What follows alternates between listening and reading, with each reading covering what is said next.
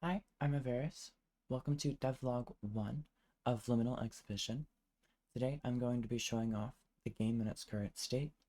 I'm going to be showing off how it works and what I want to do going forward.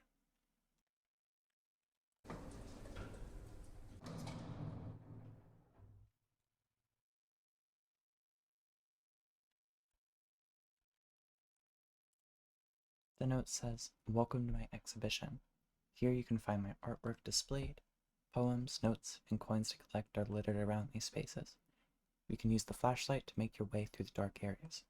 Avoid the watcher's gaze. I'm most likely going to change this area in the future." X or right button to use. You can click buttons as well, and it illuminates that door.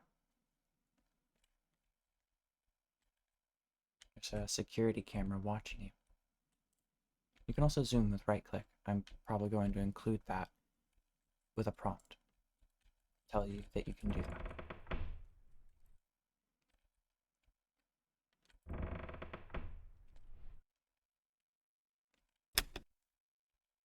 This button illuminates this canvas.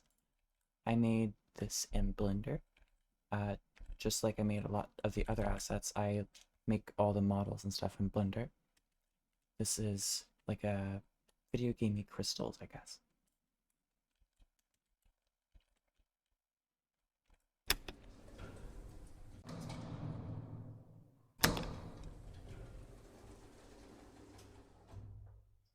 These elevators are transition spaces between levels. You can see the other elevator over there through the glass.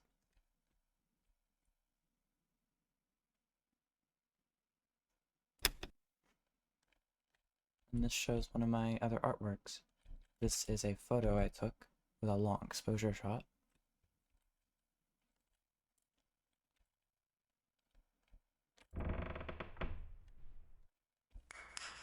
This area is very dark. You have to use your flashlight to continue through. And there's a button. This is one of the watchers. They get very angry if they see you for too long. You can have them not see you and they will get less angry. But if they see you, they start to look at you more and more. And then they get very angry. And then they send you back. So it's best to avoid their gaze. They do not like to look at you. Or maybe, I don't know. They're very much inspired by the monoliths from the Dimensional Doors Minecraft mod. You can have this guy not see you anymore by closing the door.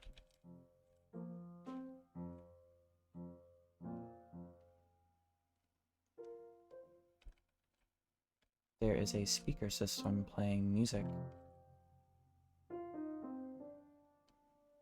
Music I made.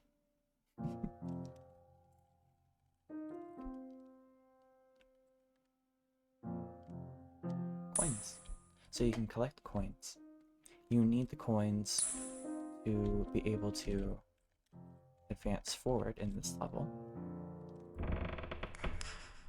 Sure, I collected that one. And then you have to input them into this deposit box that will accept the coins. And that will open the elevator.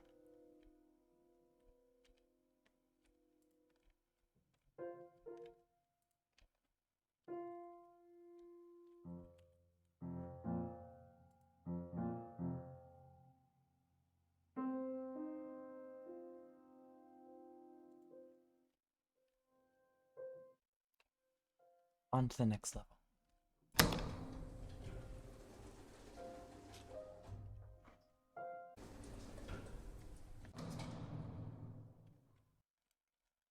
This level has a photo here. I got called a slur here, but I ended up taking a good photo in this place, so turned out well, I guess.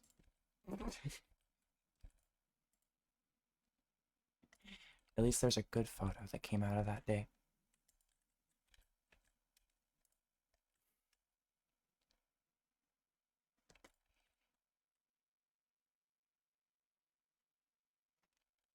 Anyway, the way forward. This place is very dark. There's only one button.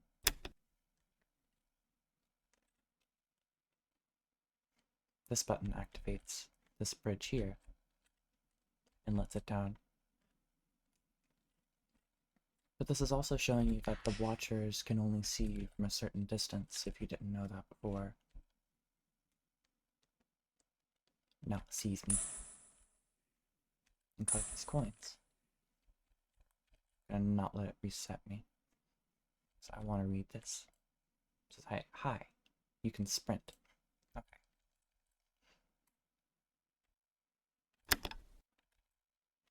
This button activates the bridge.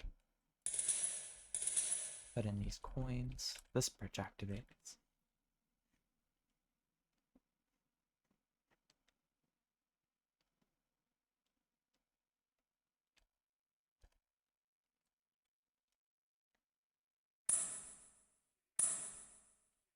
But there's only two. So it seems there is a coin up there that I need to get. So from before, we see that I can actually bring this bridge back up with this button. So I'll have to bring it back up. Avoid the gaze of the watcher. Bring this back. And then sprint so I can get back up here.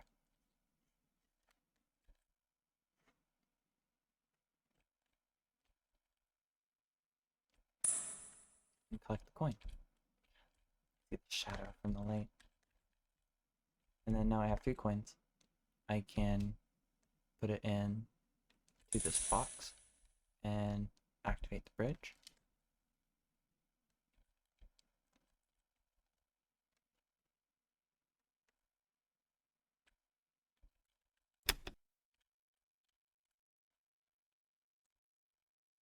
And see another one of my paintings.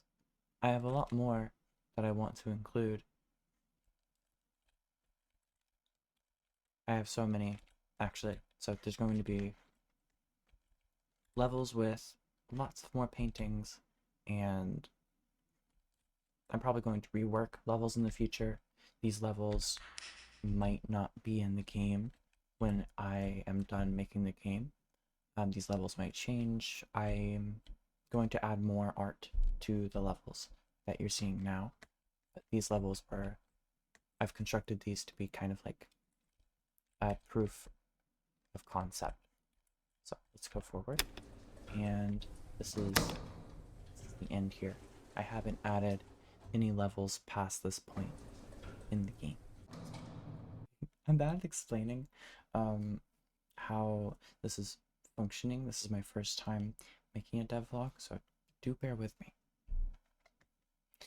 And so it's constructed of this 3D part, which is the elevator that opens the doors at the beginning, and this camera that you can see that shows everything in the game. And then I have this label that is behind the elevator that then gets showed when the elevator opens at the beginning. And then I have a sound player that then can play sound. Yeah, and then I have these cogs in the background. Those are turning with a very simple script. It's called Simple Rotator. This on the process just checks if I am rotating on either the X, Y, or Z, and I can tell it if I want to rotate on either one of those. And then it's rotating either on the X, Y, or Z with the speed, and then times the delta, so it's not going any faster or slower depending on your frame rate. So that one's pretty simple. And then this bridge, it is just a model that I made in Blender. Same as the elevator, it is a model, but then it just has 2 points that these doors interpolate. So let's find the elevator. So on the process, removing these doors, and then it's just interpolating the door positions to a marker that I set up within the elevator. So let's find, yeah. So this elevator just has these positions that I have set for it to go between for the doors. And then it's interpolating this position to these two. The buttons are pretty simple. They're just a 2D element that I put into the scene. The amazing thing of Godot is you have signals. Signals are kind of so amazing. They're able to send information between different elements of the engine. So this will be able to send a signal whenever I have pressed the button, whenever the button is just down or just up, or if it's toggled. It has a lot of signals that I can then send to other areas, same as the quit button, same as all of these things. They can have signals whether they've entered the tree or not, and so all of this can then be sent into the script or into other scripts. And so whenever I press the main menu, whenever I press that button, the signal is sent here to the main menu script that I have on the main menu, like the root node. And then it is then, when I press the button, it's calling a function that just changes the level. Here it is. So this is the flashlight. It is just instancing the same flashlight that I use on the player. I just have like this model that I put in, and then I have this area that then has a signal that goes into the script, and then the script for the flashlight pickup, it is just called flashlight pickup, and it detects if the area, the body that's entering that area is the player, and then it sets your equipment to the flashlight, because I wanted to, in the future, have the possibility of different equipment types and the ability to like maybe change it. That's how I did it. I added to a variable so I can change what your equipment is. And then if on the process, if you have that as your equipment, it will then remove it with queue_free. And then it also will show the notification here. It is changing your equipment, this variable, and then if it is that, it will then remove that. So the last thing I want to go over is the iEntity. So the iEntity is just a collection of these two sprites and just a root node, and the area in which it can see you, and a raycast, so we can know if it can actually see you. And then there is a ton of information in my iEntity here. We have like the anger, the variable, whether or not it can see the player, whether it's in range. I want to know its spawn position, where it first spawned, where it was in the world. I have all this information. I have an increase anger, which just increases the anger by an amount. I have my look at my player function here, which is constantly updating the player's position and the ray end position, taking the player and then getting its position, and we're just putting that there. And then I'm looking at the player position plus a little bit higher, so it can look like it's actually looking at your like face and not looking at your feet, because it was a little bit lower before, because the origin of the player. And then I'm setting the raycast target position to the end position.